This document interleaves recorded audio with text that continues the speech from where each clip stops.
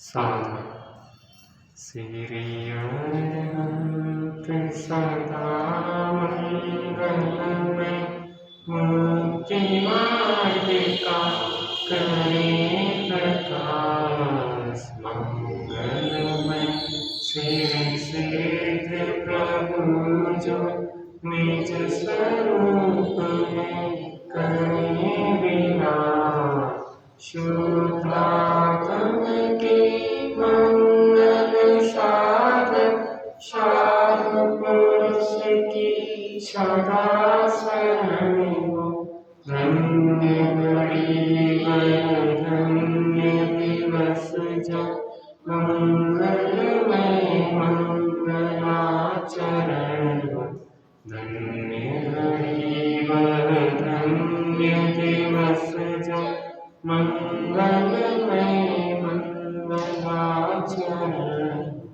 मोक्ष मार्ग समेतारं वेतारं कर्म दूरतां ज्ञातारं विश्वतत्त्वानां वन्दे तद्गुणलब्धये मोक्ष मार्ग के नेता एवं कर्म पर्वतों के भेदक और विश्व के सब तत्वों के ज्ञायक चेतन संवेदक सद्गुण आप समान प्राप्त हो यही भावना पाकर ही विनय पूर्वक करूं वंदना बारंबार विनय पूर्वक करूं वंदना बारंबार। द्वादशांग का सार अगर कुछ है तो वो स्वानुभव है। द्वादशांग जन्माणी का सार क्या है? जितना भी उपदेश है जिनागम का वह स्वानुभव के लिए समर्पित है, क्योंकि जिस शुद्धात्मा की चर्चा जिनागम में आई है उस शुद्धात्मा की जो चर्चा है वह अनुभव करने से ही सार्थक होती है। यद्यपि शब्दों में बताया जाता है, विकल्पों में उस स्वरूप का चिंतन किया जाता है, लेकिन ना तो वो शब्दों में आत्मा है ना विकल्पों में आत्मा आती है। आत्मा आती है अनुभव में। शब्द और विकल्प नहीं, मैंने बंद किया इसको आगे तो ठीक। शब्द और विकल्प तो मात्र थोड़ा मतलब इशारा करते हैं। क्या करते हैं? शब्द और विकल्प मात्र इशारा करते हैं। हमें तो उन इशारों को समझ के और उस वस्तु तक पहुंचना है जिसकी ओर इशारा किया जा रहा है। उंगली से चंद्रमा दिखाया जा रहा है, लेकिन उंगली को नहीं देखना है, उंगली के माध्यम से चंद्रमा को देखना है। काय को देखना है? और कुछ बाल बुद्धि ऐसे होते हैं कि जो उंगली को ही पकड़ के ले जाते हैं, चंद्रमा तक नहीं पहुंचते। अनादिकाल से यही भूल हमने की है। आत्मा शब्द में आत्मा नहीं है।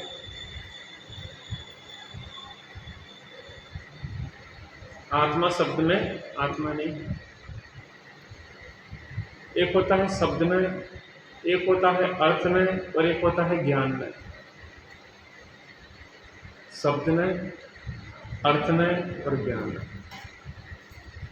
शब्द में माने शब्द में लिखा हुआ आत्मा शब्द, आपने पुस्तक पे लिख दिया आत्मा, वो हो गया शब्द में। अर्थ में माने वो अर्थ माने वो पदार्थ जो आत्मा है वो, और ज्ञान में माने ज्ञानने के द्वारा जाना हुआ वह आत्मा। शब्दों के माध्यम से उस अर्थ को जानना है, उस अर्थ को जानना है ज्ञान में। क्या में जानना है? शब्दों बिना कैसे जाने, मजबूरी है। लेकिन शब्द के माध्यम से अर्थ उस पदार्थ तक पहुंचना है, और पदार्थ तक कौन पहुंचता है? वह ज्ञान, ज्ञान में जानना है। इसलिए इन शब्दों से थोड़े आगे बढ़े और कुछ शब्दातीत की अनुभूति करने का प्रयत्न करें। काय के लिए जीवन गुजरा जा रहा है, धर्म के नाम पे भी हमने बहुत कुछ किया, लेकिन धर्म हुआ कि नहीं हुआ महत्वपूर्ण यह है। धर्म होता है तो जीवन में शांति आती है, और अगर हमारे जीवन में शांति नहीं आई है, वही की वही आकुलता, वही वही बेचैनी, वही वही पीड़ाएं, तो हमारे जीवन में वास्तविक धर्म नहीं आया। हम जहां पे खड़े हैं थोड़े उससे एक कदम आगे बढ़ने की जरूरत है। कई बार हमें ऐसा लगता है कि हम संतुष्ट हो जाते हैं। क्या हो जाते हैं? संतुष्ट हो जाते हैं जहां हम खड़े हैं। हमें लगता है कि अब हमने धर्म कर लिया, नहीं, इससे भी आगे है। हम तो कह रहे आप सम्यक दृष्टि भी बन गए, आपको स्वानुभव भी हो गया, तो भी क्या संतुष्ट होने लायक स्थिति है? सम्यक दृष्टि से भी मिथ्या दृष्टि बन जाओगे, कितनी देर लगने वाली है? बात समझ में आई कि नहीं? आपको और आगे बढ़ना होगा। अभी एक कसाय का भाव हुआ, अब 2 कसाय का भाव कैसे हो, इस प्रयास को करना होगा। क्योंकि कोई व्यापारी जहां से व्यापार शुरू करता है, क्या उतने में ही संतुष्ट हो जाता है? आपने 1 लाख से व्यापार शुरू किया था और 10 साल बाद 1 लाख की ही पूंजी है आपके पास।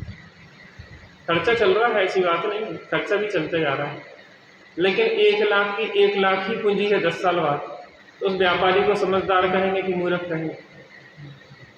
क्योंकि उसने अपनी कैपिटल पूंजी नहीं बढ़ा पाई। ऐसे ही आप सम्यक दृष्टि हैं, सम्यक दृष्टि में संतुष्ट हो गए,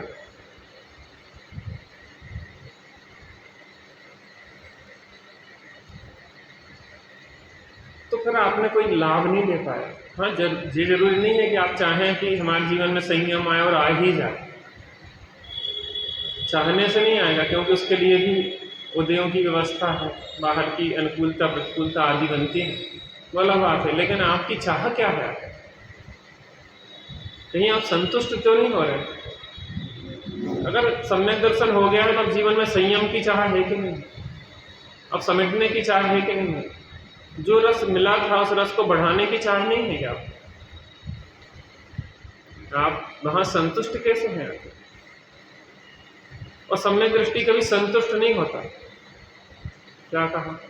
सम्यक दृष्टि की पहचान यह है कि पूर्णता के लक्ष्य से की हुई शुरुआत ही सच्ची शुरुआत है, और वह कभी संतुष्ट नहीं होता। वो निरंतर चरे रहती निरंतर चलता रहता है। कब तक चलता रहता है? जब तक अपने गंतव्य तक नहीं पहुंच जाता। क्या कहा? पहले जमाने में बैलगाड़ी से जाया जाता था, पैदल जाया जाता। शिखर जी की यात्रा पे आप जा रहे हैं और वहां पे आप मार्ग में आपको अनेक पड़ाव लेना है, तो मार्ग में ठहरते भी हैं, आराम भी करते हैं, लेकिन अपना गंतव्य क्या भूल जाते हैं? ऐसे ही आप जहां हैं वहां से आगे कैसे बढ़े? जब तक परिपूर्ण मोक्ष दशा प्राप्त नहीं हो तब तक निरंतर चलना है। और ये चलना कहीं बाहर नहीं है, ये भीतर की ओर चलना है। ये अनोखी यात्रा है जो अपने से अपने तक होती है। क्या कहा? यह वह अनोखी यात्रा है जो अपने से अपने तक होती है, अपने से ही प्रारंभ होती है और अपने में ही पूर्ण होती है। बस हम अपने में अपने से कितने अधिक जुड़ते जा रहे हैं। जितनी कसाएं हैं वो हमें बाहर अपने से दूर रखती हैं, और जितनी जितनी कसायों का अभाव होता है हम अपने अपने उतने नजदीक आते चले जाते हैं। हम जितने जितने नजदीक आते जाएंगे, अर्थात जितनी कसायों का अभाव होगा, जितनी शुद्ध परिणति अपनी होती जाएगी कसायों के अभावपूर्ण, वो इतनी इतनी आत्मा में कसायों के अभाव रूप निरंतर शांति चलेगी, सतत शांति चलती इसकी। जब संपूर्ण कसायों का अभाव हो जाता तब पूरा मिलन हो जाता, अपनी यात्रा पूर्ण हो जाती। अब गति नहीं, अब गंतव्य प्राप्त हो गया, तो बस ठहराव होता है।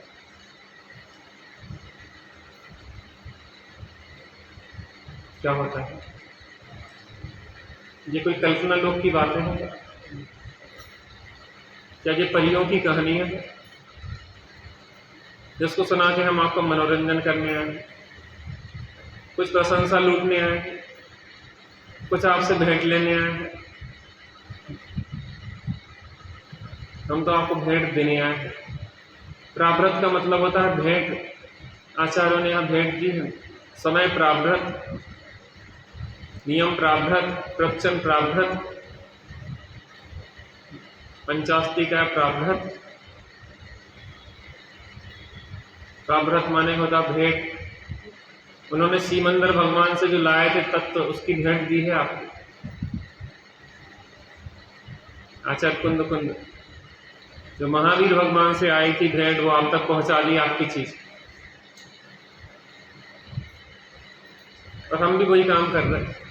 हम भी डाकिया है, भगवान की बात आप तक पहुंचा है। पहुंचाने में जो कमी हो वो हमारी, माल उनका ही है। क्या कहा? माल किसका है? हाथ से बोलो, बिना माइक के भी सुनाई दे रहा खाली नहीं आ रही साहब, माइक की ज्यादा अच्छे, पंखे बंद करना पड़ेगा उसके, तो बिना माइक के बोल दे। और बंद करने को तैयार हो पंखे? करवा दें, बंद करो पंखे, ये करो तो सही, अलग मजा आएगा। कुछ नहीं, हमारा कितनी आवाज में सुनाई दे रहा है, कम लोग। जोर से बोलना पड़ता है कोलाहल में। जहाँ शांति होती है वहाँ जोर से बोलने की जरूरत नहीं है। मैं तो ये कह रहा हूँ आपसे, जब शांति होती है तो अंदर की आवाज़ भी सुनाई दे जाती है। क्या कहा? जहाँ शांति होती है वहाँ अंदर की आवाज़ सुनाई देती है, और कोलाहल हो तो लाउडस्पीकर लगा के चिल्लाओ तो सुनाई नहीं देगा। कई बार होता है लोग जोर जोर से चिल्ला रहे हैं, आपको सुनाई ही नहीं दे रहा। क्यों सुनाई नहीं दे रहा? क्या? क्योंकि आपके अंदर इतना कोलाहल है कि कोई की आवाज़ नहीं सुनाई दे रही, प्रवेश ही नहीं कर रही। बात समझ में आई कि नहीं? कोलाहल को थोड़ा शांत करें ना विषय कसाय के, तो भगवान की बात सुनाई दे जाए, अंतरात्मा बुला रही है वो सुनाई दे जाए। यह बहुत आनंद है जीवन में, अगर आप अपने से जुड़ जाएं। अपने जीवन में जो दुख है उसका कारण हम अपने से दूरी है हमारी। आवाज़ साफ आ रही? परिणति को साफ आ रही आवाज़?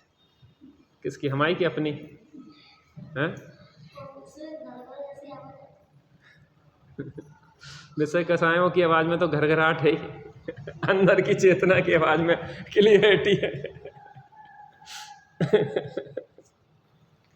हम कुछ उन सौभाग्यशालियों में से है जो अपनी बात कर रहे हैं, नहीं तो लोगों के फालतू की बात करने के मारे समय का है। नीरज भैया, विषयों का कोलाहल इतना है। आमिर खान ने 3 शादी कर ली, 61 साल की महिला से शायद शादी कर ली उसने भी।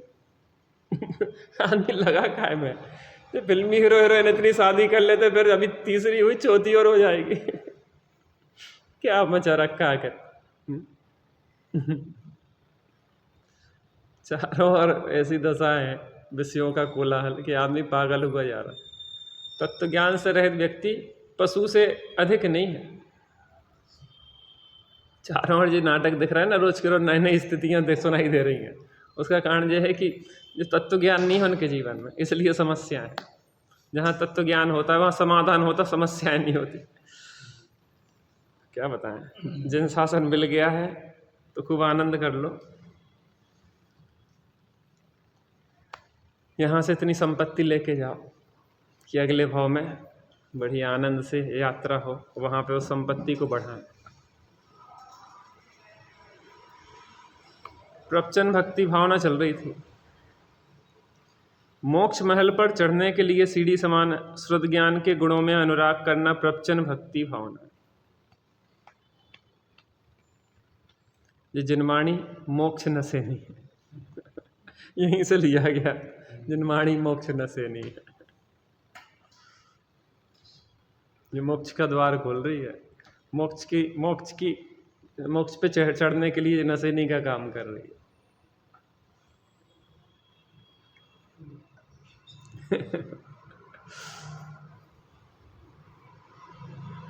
मोक्ष महल पर चढ़ने के लिए सीढ़ी समान श्रुत ज्ञान के गुणों में अनुराग करना। श्रुत ज्ञान, ये द्रव्य श्रुत, इसका बहुमान करना, द्रव्य श्रुत के धारियों का बहुमान करना जो भाव श्रुत है। द्रव्य श्रुत से भाव श्रुत की ओर देखना। ये द्रव्य श्रुत कुछ बता रहा है, आत्मा शब्द किसी और इंगित कर रहा है, वो भावात्मक वस्तु है। चित स्वभावाय भावाय, भाव स्वरूप है वो, मात्र शब्दात्मक नहीं है, वो कोई काल्पनिक चीज नहीं है, वो भावात्मक, वो पदार्थ है इस जगत में। जिन शासन ऐसी कोई वस्तु का वर्णन नहीं कर रहा है कि जो काल्पनिक कल्पना लोक की चीजें, वो वस्तु है इस जगत में। 6 द्रव्य हैं, इस द्रव्य में एक चैतन्य आत्म द्रव्य है। उस आत्म तत्व की चर्चा कर रहा है जनागम। जिस आत्म तत्व का आश्रय लेने से मोक्ष महल प्राप्त होता है, उस तक पहुंचाने के लिए द्रव्य स्रोत नशेनी का काम करता है।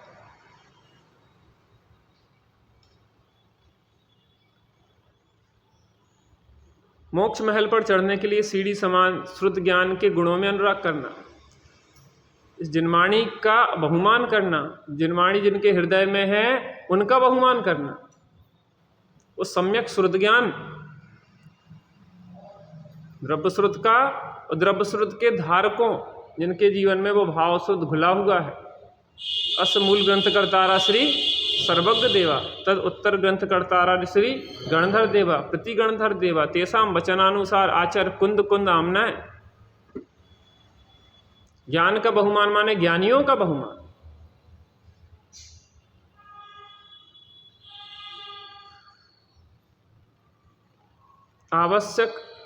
आवश्यका परिहाणी,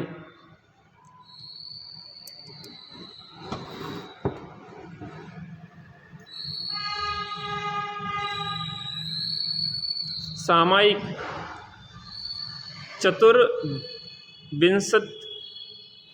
चतुर्विंशति स्तवन, वंदना, प्रतिक्रमण, प्रत्याख्यान, कायत्सर्ग, इन 6 आवश्यक क्रिया की हानि नहीं करना, इनमें यथाकाल प्रवृत्ति करना आवश्यक परिहाणी है। देखो, सामायिक के 6 आवश्यकों की चर्चा है, ये श्रावक के 6 आवश्यकों की चर्चा नहीं। क्या कहा? मुनिराज के 6 आवश्यक अर्थ अलग होते हैं। समता समारे, तुति उचारे, वंदना, जिनदेव को नित्य करें, श्रुतरति करें,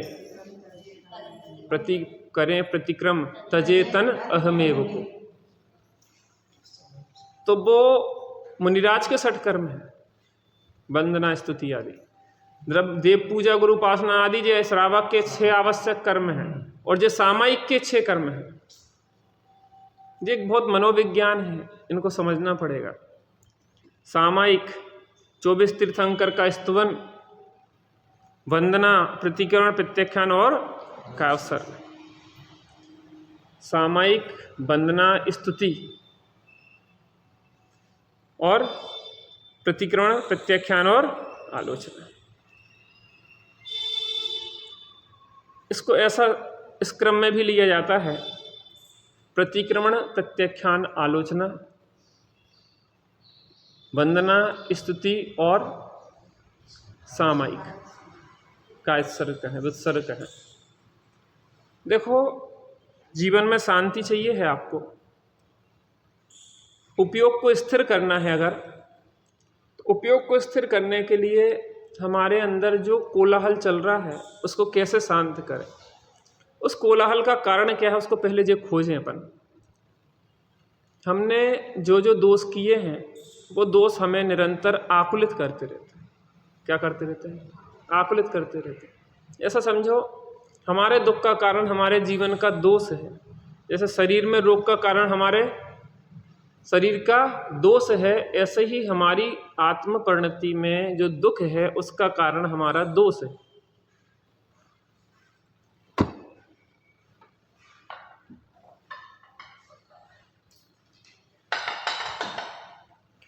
हमारे परिणति का दोष है। हमने अपने जीवन में जो जो दोष किए हैं वो दोष हमें कष्ट देते हैं, हमारे सिर चढ़ के बोलते हैं। आपने देखा होगा कई लोग क्या होता है कि जो अपने जीवन में होते हैं, माने पाप किए हों या गलत कार्य किए हों, वो खुद बकरते हैं अंत समय में या जब भी, तो वो खुद बोलने लगते हैं हमने ऐसा किया था, हमने ऐसा किया था, हमने ऐसा किया था, क्योंकि उसके भार से वो भारी होते हैं। अब ये घटना घटी थी। देखो, अधिकतर अपराधी अपने अपराध को खुद कबूल करते। वो महिला जिसने अपने पति को बाथरूम में गाड़ा था, पुलिस ने बहुत पूछताछ की लेकिन कुछ खोजबीन नहीं हो रही थी। कितने 45 दिन लगभग निकल गए थे, बहुत उसने घुमाती रही सब। उसके जेठ थे जो उसके पास गए एक दिन कि क्या बात है, कुछ समस्या हो तो हमें बताओ, तो क्या है आखिर, मुझे ऐसा लगता है कि तुम कुछ परेशान सी हो। तो फिर वो अंदर से फिर एकदम से टूट गई और कहने लगी कि ऐसी ऐसी घटना घटी है और मैंने अपने पति को इस तरीके से गाड़ दी। व्यक्ति दूसरा क्या कहे, वो व्यक्ति खुद बकरने लग जाता है। मैंने ऐसा देखा है कि हमारे यहाँ एक परिचित के थे आस पड़ोस में, तो वो जमींदार टाइप के लोग थे। माने जमींदार ऐसे होते ना कि लोगों को लूटना खसूटना, ये करना, ब्याज पे देना, तमाम प्रकार की ज़मीन जायदाद छीन लेना, सब करना। अंत समय में होंगे 90 साल के वो। तो वो अंत समय था तो हम उनके पास बैठते थे, तो वो बकरते रहते थे, ये आ रहा है, वो मार रहा है, वो बंदूक ला रहा है, वो भूत आ रहा है, चुड़ैल आ रही है, वो हेलीकॉप्टर था। माने इस तरीके की बातें जो पूर्व में उन्होंने पाप की उसका एक प्रकार से कहेंगे वो जमकूटन जिसे कहते हैं। तो जो पाप दोष किए ना, तो अंदर से क्या होता है, वो आदमी खुद फड़फड़ाता है, तड़पता है उन दोषों के कारण, खुद बकरने लग जाता। तो हमारी परिणति में जो दोष चल रहे हैं, उन दोषों के कारण हमारे जीवन में शांति नहीं आ पाए। तो क्या करें उसके लिए करो प्रतिक्रमण। पूर्व में आज तक जो हमने दोष किए हैं उसके लिए मैं प्रतिक्रमण करता हूं, वो सब दोष मिथ्या हो, अर्थात जो दोष हुए हैं उन दोषों के प्रति हम उपादेय बुद्धि का त्याग करते हैं, उनके प्रति भलेपन का त्याग करते हैं। लोग कहते हैं ना, अपन जैसे कोई गलती बताओ तो क्या सोका हो गई, मैं बुंदेलखंड की भाषा में कहते हैं सोका हो गई। सोका हो गई का मतलब क्या हो गया कि कोई दोष भाषित ही नहीं होता। तो क्या हो गया, सब कर रहे हैं, हमें यह क्या कर रहेगा। दूध को धुलो को है दुनिया में, को है दूध को धुलो। अरे दूध का धुला नहीं हो, लेकिन गलती को स्वीकार तो कर सकते कि नहीं। गलती को स्वीकार करना दोष दूर करने का प्रथम चरण है। क्या कहा,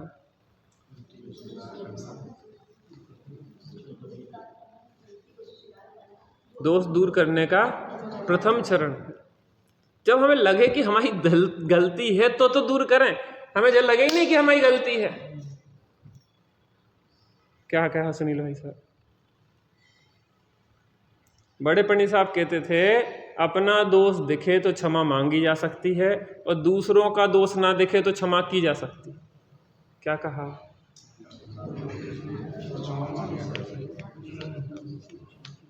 बहन जी क्या बोला,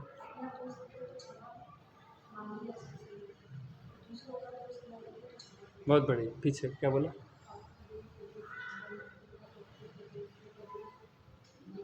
ना दिखे किया, अपना दोष दिखे तो क्षमा मांगे, क्षमा कर दो। क्षमा इतनी गजब की चीज है, बड़े से बड़े संघर्ष को दूर कर देती।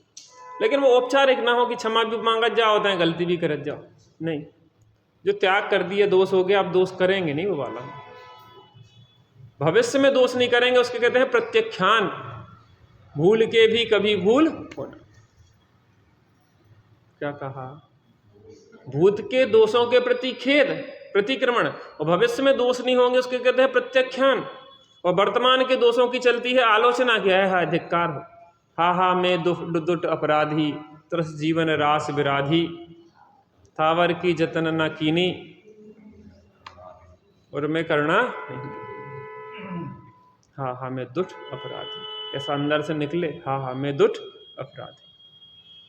चीटा पैर के नीचे चिंटी चीटा, हा हा मैं दुष्ट अपराधी, प्रमाद है मेरा। ये शांति के सूत्र हैं, स्वरूप स्थिरता के सूत्र हैं, आत्मानुभूति के सूत्र हैं। आदमी कहते हैं हमें आत्मानुभूति नहीं हो रही, इस प्रक्रिया से होगी आत्मानुभूति, हल्के हो जाएंगे बिल्कुल। भूतकाल के दोषों का क्या करो, प्रतिक्रमण, और भविष्य में यह दोष नहीं करेंगे उसको करो प्रत्याख्यान, और वर्तमान के दोषों की करो आलोचना। उससे आत्मा हो जाएगी हल्की, क्योंकि दोष से भारी होती, दोष रूपी पत्थर जिसके गले में बंधा है वो डूबता चला जाता है, और जो दोषों को छोड़ता जाता है वो ऊपर आता जाता है। नीरज भैया समझ में आ रही बात? 3 चीजें हो गई। अब हम हल्के हो गए, दोषों के लिए हमने क्या किया, दूर करने के लिए अपनी प्रोसेस बताई। अब क्या होती है, वंदना और स्तवन। एक तीर्थंकर के गुणों की भक्ति, कोई भी एक तीर्थंकर को आप नाम स्तवन करें, नाम स्तुति लें, क्योंकि वो निर्दोष है ना। निर्दोष की स्तुति करने से परिणति निर्दोष होती है, दोषों का खेद है ना। क्योंकि अब कौन निर्दोष है, हम उस निर्दोष के बारे में विचार कर रहे हैं। तो वो एक तीर्थंकर, फिर 24 तीर्थंकर का वंदना और स्तुति, स्तवन, चतुर्विंशति स्तवन। एक तीर्थंकर की होती है वंदना, और स्तवन होता है 24 तीर्थंकर का। हमने समस्त निर्दोष जीवों के लिए, निर्दोष ज्ञानी जनों भगवंतों के लिए हमने क्या की, उनकी भक्ति की। हो मेरी ऐसी दशा ऐसी तुम। उसके बाद होती है सामायिक, स्वरूप स्थिरता हो जाती, परिणति इतनी हल्की हो जाती। पहले किया जाता है कचरा साफ, फिर उसमें कुछ अच्छा भरा जाता है। क्या कहा, गुटखा खा रहा हो व्यक्ति तो सब, कोई मिठाई खिलाना हो तो क्या कहेंगे, पहले सबसे कुल्ला करके आओ। तो ये प्रतिकरण प्रत्याख्यान आलोचना है कुल्ला, दोषों का दूर करना। और वंदना स्तुति है पात्र की विशुद्धि, और फिर सामायिक रूपी शुद्धोपयोग उसमें रखा जाएगा सामायिक के माध्यम से। ये पात्रता बन जाती, इससे दुर्गुणों को छोड़ा, सद्गुणों के प्रति भक्ति आई, और सद्गुणों के प्रति बहुमान आने से उन जैसे अपने स्वरूप का बहुमान आता है, और फिर स्वरूप में स्थिरता हो जाती है। तो सामायिक की पूरी प्रक्रिया पूरी होती है। क्या कहा,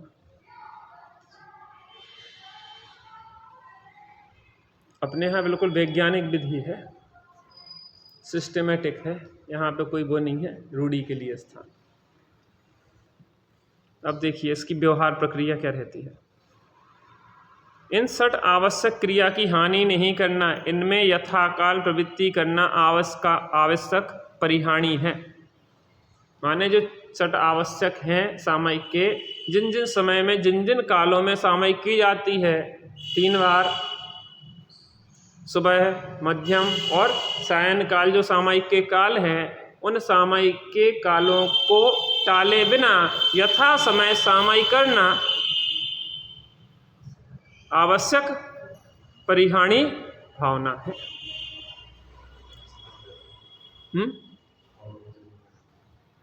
कई काल, सामायिक का काल, जो भी ज्वाइंट समय होते हैं, सुबह का, दोपहर का और शाम को। ऐसा समझो कि सुबह का लगभग 6 बजे, दोपहर में 12 बजे और शाम का 6 बजे, ऐसा मानो। तो इसमें अगर आप जघन्य कर रहे हैं तो 24 मिनट पहले संधि काल के, और संधि काल के बाद 24 मिनट बाद। तो ऐसा समझो कि 12 बजे अगर है तो 12 बजे में 24 मिनट पहले आप शुरू करें और 24 मिनट बाद तक करें। तो ये हो गई है 2 घड़ी की, फिर हुई मध्यम 4 घड़ी, और फिर होती है उत्कृष्ट 6 घड़ी। 1 घड़ी होती है 24 मिनट की, समझ गए? उत्कृष्ट जो करते हैं मुनिराज आदि, वो कितनी होती है? 6 घड़ी। इसलिए थे घड़ी 2 घड़ी निजनाथ के नज़दीक तो आओ। थोड़ी देर बैठो तो सही, 24 मिनट बैठो, 48 मिनट बैठो, लेकिन बैठो तो सही। विनोद भैया क्या कहा? घड़ी 2 घड़ी निजनाथ के नजदीक तो आओ, अपनी प्रभुता देख लो बाहर ना। सर्वसावध योग के त्याग पूर्वक चित्त को एकाग्र कर स्वभाव में लगाना सामायिक है। साबद्ध योग माने पाप क्रिया से शून्य शुद्ध है। समस्त पापों के त्याग पूर्वक अपने स्वरूप की चित्त की शुद्धि पूर्वक स्वरूप में स्थिर करना ही सामायिक है। 24 तीर्थंकर भगवान के गुणों का चिंतन करना चतुर्विंशति स्तवन है। 2 आसन, 4 सिरोन्नति, 12 आवर्त को मन वचन काय की शुद्धि पूर्वक करते हुए गुणों में अनुरागी होना बंधना है। भैया कोई प्रश्न खड़ा तो नहीं हो रहा इसमें? क्या समझ में आया? समझ में आ रहा है जो आवश्यक परिहानी है, ये इंस्ट्रक्शंस हैं, अगर ये फॉलो करेंगे तो विशुद्धि की भावना आएगी। यहाँ पे जो शब्द दे रहे हैं 2 आसन, 4 सिरोन्नति, 12 आवर्त, समझ में आ गए? 2 आसन माने या तो खड़गासन से खड़े हो या पद्मासन से। जब सामायिक करोगे तो आपका कौन सा आसन से आप सामायिक कर रहे हैं? खड़े होके सामायिक कर रहे हैं कि बैठ के सामायिक कर रहे हैं? क्या कहा? थोड़ा सा प्रश्न ये आता है कि इसमें भी मतलब जो आसन आदि करने से इसका भी संबंध होता है, मतलब विशुद्धि का संबंध होता है। 6 प्रकार का मौन बताया था आपको हमने। पहले तन का मौन माने तन की स्थिरता, वचन का मौन माने वचन की स्थिरता, और मन का मौन माने मन की स्थिरता। शरीर स्थिर ना हो तो वचन स्थिर कैसे होगा, और वचन स्थिर ना हो तो मन स्थिर कैसे होगा, और काय वचन मन स्थिर ना हो तो उपयोग स्थिर कैसे होगा। माने श्रद्धा की समीचीनता स्थिरता के लिए, उसके मौन के लिए इन 3 प्रक्रियाओं को अपनाओ। चित्त को शांत करके तत्वों का निर्णय करो, उससे श्रद्धा का मौन माने समीचीनता होगी। उस निर्णय से ज्ञान का मौन अर्थात ज्ञान की समीचीनता होगी, और उसी से चारित्र की का मौन अर्थात स्वरूप में स्थिरता परिणति की होगी।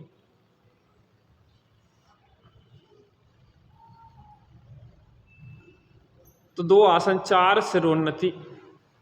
4 सिरोन्नति क्या कहलाती है?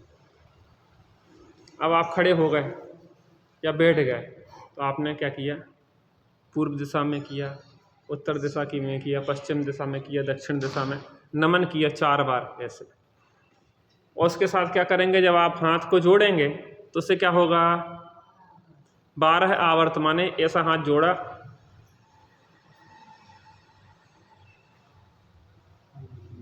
हाथ जोड़ने के बाद क्या करेंगे?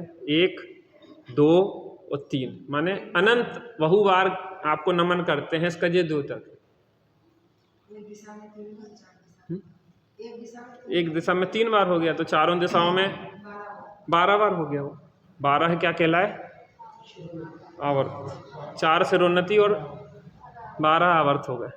को मन वचन काय की शुद्धता पूर्वक करते हुए गुणों में अनुरागी होना बंधना है। देखो जब भूमिका बढ़ती है तो फिर उससे रहा नहीं जाता, उसको अंदर से बार बार बुलावे आने लग जाते हैं, अंदर की घंटी बजना शुरू हो जाती है उसकी कि अब टाइम हो गया है, चलो। चेतो चेतन निज में आओ, अंतरात्मा बुला रही है, जग में अपना कोई नहीं है, मैं खुद ज्ञानानंदमयी हूँ, एक बार अपने में आ जा, अपनी खबर क्यों बुला।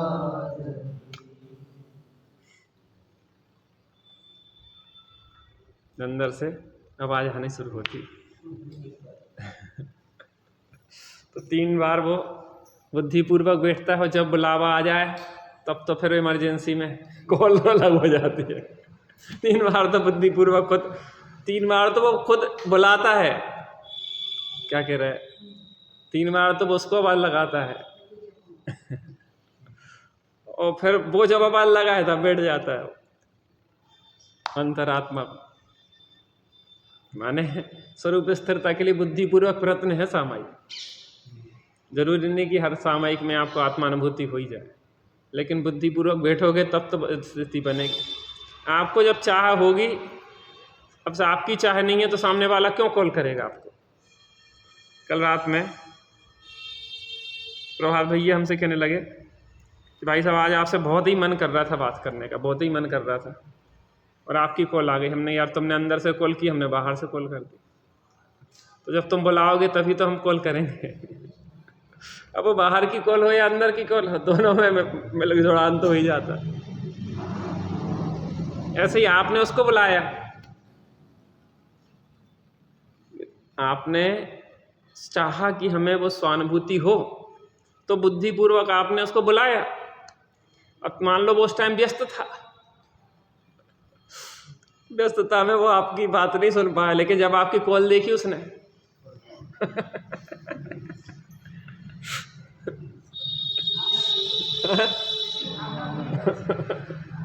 उसने कॉल देखी कि मिस कॉल है। कॉल आपकी तरफ तो मिस नहीं थी, आपके पास तरफ से तो कॉल थी, लेकिन वो व्यस्त था तो इसलिए मिस कॉल लिख के आया। आपकी तरफ से तो कॉल थी, तो आपकी कॉल देखी उसने, जैसी वो व्यस्त था उस टाइम, और फिर बाद में देखी तो उसने रिकॉल किया। अब आप बस उसकी कॉल आए जब, तो सब काम छोड़ के बस उसकी सुन लो, फिर नहीं तो वो दोबारा, जैसे हम हैं, हमारा कई बार क्या होता है कि हमने किसी को कॉल की, उस टाइम नहीं उठाया, कुछ नहीं हुआ, तो फिर हम क्या करते हैं, अपना बंद कर देते मोबाइल, क्योंकि हमारी अपनी प्रक्रिया है, तो हम अपना क्या करते, उसके बाद बंद करके रख देते। अब वो कहते भाई साहब हम 2 घंटा परेशान फ़ोन लगा कर रहे, नहीं देखो हमने लगाया तब उठा लो। आज में ये जरूरी नहीं है कि तुम लगाओगे तो हम उठा ही लेंगे, क्योंकि हमारी अपनी व्यवस्था है। हम हर समय तुम्हारे में थोड़ी ना इंतजार है, हमें जब विकल्प आया हो गई बात तो हो गई, नहीं तो हमारे ऐसे विकल्प तो नहीं कि हम बिल्कुल तुम्हारे पीछे पड़ जाए। तो तुम तो कॉल बार बार करते रहना, दिन भर करते रहना प्रयास, लेकिन उसकी कॉल आए तो फिर उसके प्रति लापरवाह नहीं हो जाना। परिणति समझ में आ रही ना बात तुम्हें? समझ में आ जाए बड़ी बात है। सीधे सच्चे लोगों को जल्दी समझ में आ जाती है, चालाक लोगों के लिए ये मार्ग कठिन है। पता चालाक लोग क्या समझते हैं कि हम बहुत चालाक होशियार हैं, जगत की होशियारी नरक में को ले जाने वाली है। सीधे सच्चे लोग बहुत जल्दी कल्याण कर जाते हैं। जो समझ रहे हैं कि हम बहुत होशियार हैं, हम पंडित हैं, हम विद्वान हैं, पंडितों के लिए सबसे कठिन है। और क्रियावादी जो हैं कि जो क्रियाओं में मूढ़ हो गए हैं, उन क्रियावादियों के लिए बहुत कठिन है, क्योंकि वो तो लगता है कि हमारी तो एजेंसी में लगी, हमारी तो कल्याण की, और हमें तो दूसरों को कल्याण करवाना,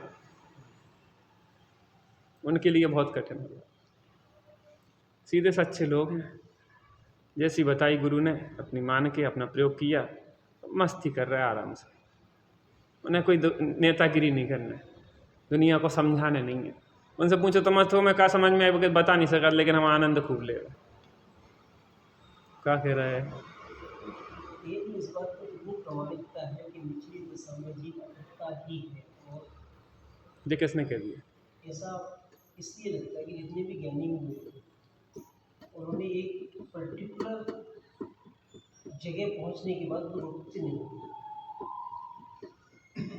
तो निचली दशा का मतलब हमारा है कि अनुभूति से पहले की दशा और अनुभूति की बाद की दशा। अनुभूति से पहले की दशा में तो अनादिकाल से अटका ही है जी। पूर्व के कर्मों का उदय है, पूर्व के कर्मों के उदय में दर्शन मोह के उदय से आत्मानुभूति की दशा नहीं बन पा रही, ठीक है ना। अटका तो था ही, अब वो अटकाव ज्ञानी जनों के माध्यम से वो अटकाव घट रहा है। अब फिर उदय तीव्र आ गया तो फिर वो पुरानी स्थिति में जा सकता है, या फिर कुछ समय के लिए ठहराव भी हो सकता है उसका। क्या कहे, क्या कहते हैं उसको, पुष्प कह देते हैं, हाँ, ठहराव भी आ सकता है, लेकिन इतना पक्का है कि एक बार इसको आत्मानुभूति हो गई, वो मोक्ष जरूर आएगा, गारंटी। ज़्यादा से ज़्यादा रहेगा संसार में तो अर्ध पुद्गल परावर्तन, ज़्यादा से ज़्यादा। अगर कुछ ऐसी कणिका उसके अंदर पड़ी रहती है कि वो फिर यूट्यूब या फेसबुक से आप किसी भी पिक्चर को, वीडियो को डिलीट कर दो तो भी वो डिलीट नहीं होता, कहीं पड़ा है वो। आजकल तो ऐसे भी ऐप हैं कि आपने सब डिलीट कर दिया फिर उसको रिकवर कर देते हैं। यहाँ से कोई चीज़ जाती थोड़ी ना है, जो है सो है। अंदर में एक बार जिसने आत्मा का रस चख लिया है, अब वो डिलीट नहीं हो सकता परमानेंट, कुछ समय के लिए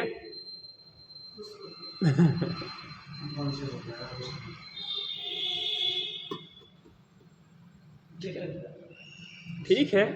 अभी पूर्व मिथ्या दृष्टियों जैसी स्थिति निगोद भी हो आएगा, निगोद भी हो आएगा बहुत समय तक, लेकिन वो पड़ा रहेगा कुछ ना कुछ उसके अंदर।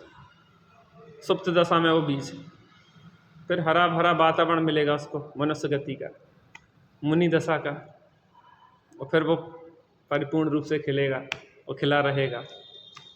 मैंने आपको एक कविता सुनाई थी गुरु जी की, थी सच्चे सुख की प्यास, करता था पर से आस, सुख पाने के लिए किए बहुत प्रयास, पर सब निकले मृग मरीचिका की रास, मैं हुआ नहीं हताश, मैं करता रहा प्रयास, होनहार थी अच्छी, लगन थी सच्ची, मिला ज्ञानी गुरुओं का वचन प्रसाद, पाया था जिनने सच्चे सुख का रास्ता, जो सदा ही सबके पास था, मैं एकाकी राही चलता गया उस अनजान रास्ते। बहुत सुंदर कविता है, आपको सुनाई थी मैंने। पूरा विधि है कि कौन साधक कहाँ से यात्रा प्रारंभ होती, कहाँ कहाँ अटकाव होता और कैसे पूर्णता होती। किसी के लिए प्रश्न के उत्तर में जो कविता लिखी गई थी त्यागी जी के द्वारा, किसी ने प्रश्न किया था, कोई पूछा था साधक ने साधना के बारे में कि साधना किस प्रकार से, तो उन्होंने जो कविता लिख दी थी पूरी मात्र में।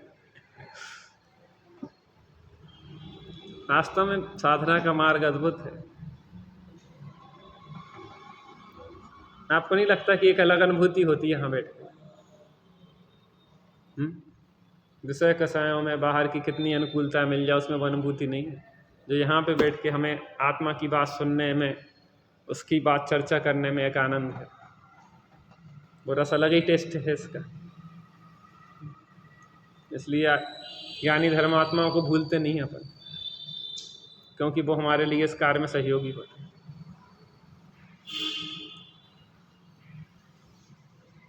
सर्व सावधि योग के त्याग पूर्वक चित्त को एकाग्र कर स्वभाव में लगाना सामयिक है। 24 तीर्थंकर भगवान के गुणों का चिंतन करना चतुर्विंशति स्तव है। 2 आसन, 4 सिरोन्नति, 12 आवर्त को मन वचन काय की शुद्धता पूर्वक करते हुए गुणों में अनुरागी होना वंदना है। अतीत कालीन दोषों की निर्वृत्ति करना प्रतिक्रमण है। आगामी कालीन दोषों का निरोध करना प्रत्याख्यान है। कुछ काल की मर्यादा लेकर शरीर से ममत्व छोड़कर काय उत्सर्ग है। क्या सर्विस्तर कहें, ध्यान कहें, सामायिक की दशा कहें, तो सब एक ही।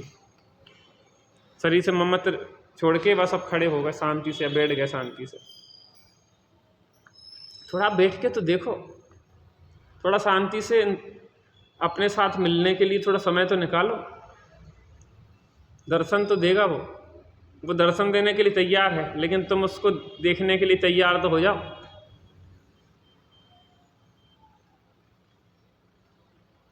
दिल में है तस्वीरें चैतन्य की, जब चाहा गर्दन झुकाया और इतना सरल हो जाता है ज्ञानियों को आत्मानुभूति करना। जब चाहा गर्दन झुकाया, गर्दन माने उपयोग को झुकाया, जो गर्दन नहीं। जो कोई कल्पना की बातें चल रही ना, कल्पना लोग की झूठी मूठी बातें कर रहा है, कहाँ संभव है इस पंचम काल में, कहाँ संभव है इस गृहस्थी के चेपों चेपों में, कहाँ संभव है बीवी बच्चों के बीच में? क्यों भाई साहब, नहीं है ना संभव? आत्मानुभूति संभव नहीं है ना अपनी भूमिका। क्यों बहन जी, है संभव? परिणति आदि गर्दन हिला रही। आधी संभव है कि पूरी संभव है? ताई तुम झपकी ले रही थी, हमने झपकाई।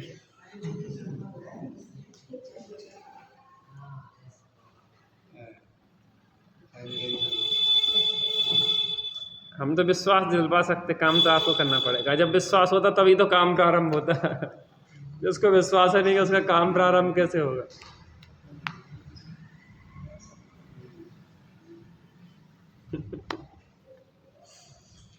अनुभूति का वह आलम कितना सहज सरल है।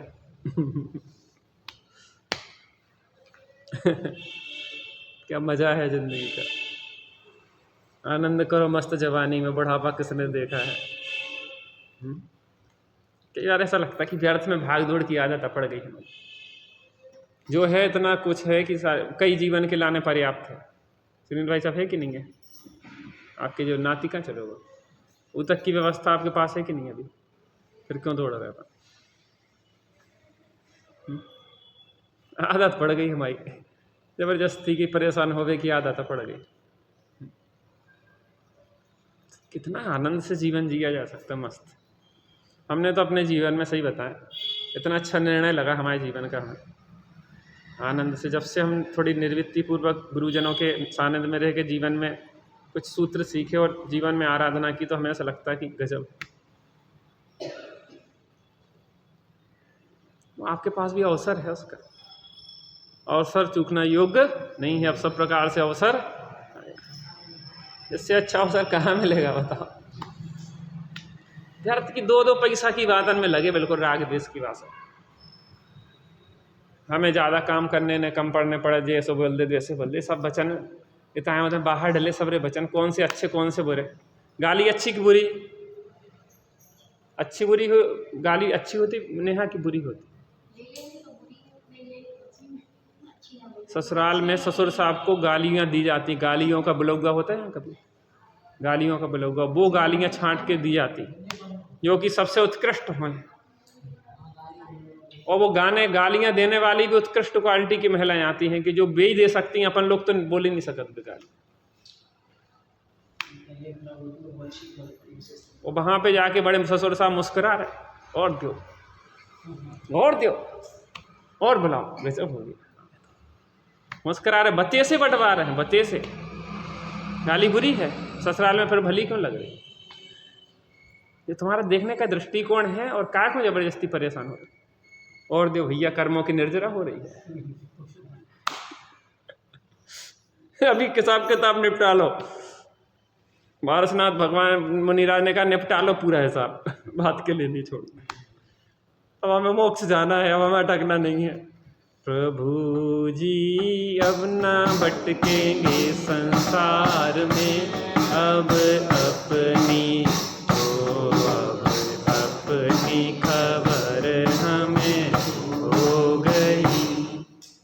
भूल रहे थे निज वैभव को, पर को अपना माना।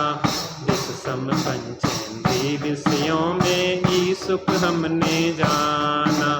पर से भिन्न लखूं निज चेतन हो, पर से भिन्न लखूं निज चेतन, मुक्ति निश्चित होगी प्रभु जी।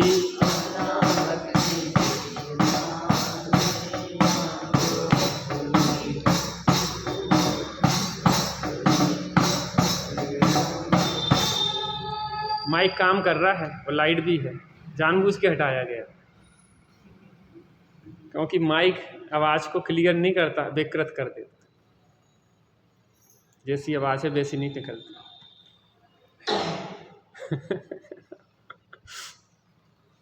सीधी सीधी नेचुरल आवाज़ लाए के बस कोलाहल थोड़ा शांत कर लो, और तुम भर्राड़े रहा पंखा चला रहे हो, जो आवाज़ वो आवाज़, तो फिर आवाज़ नहीं पहुँचेगी। एक बात की पुष्टि हो गई, गर्मी वातावरण कसायों की लग रही गर्मी किसी को? शांत एसी में बैठ के भी दुखी है आदमी, आत्महत्या कर रहे, फांसी को बंधा भी लगा रहे गले में, और अपन बैठे गर्मी में मजा कर रहे। जो सब प्रैक्टिकल करवा रहे हैं, होमवर्क दे रहे हैं आप लोगों के लिए। अब होमवर्क दिया जा रहा है आपको, साल भर करना उसको। गुरुजनों से जो मिला है वो सब बांट के जा रहा है।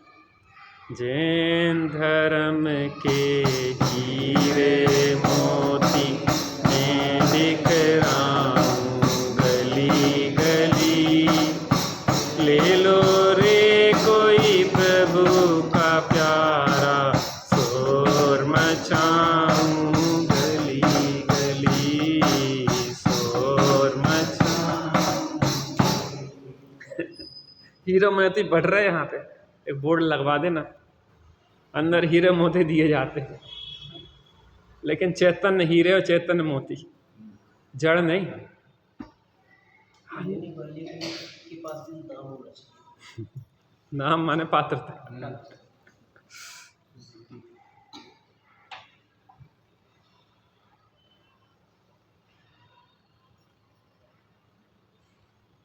अनुभूति का यह आलम कितना सहज सरल है।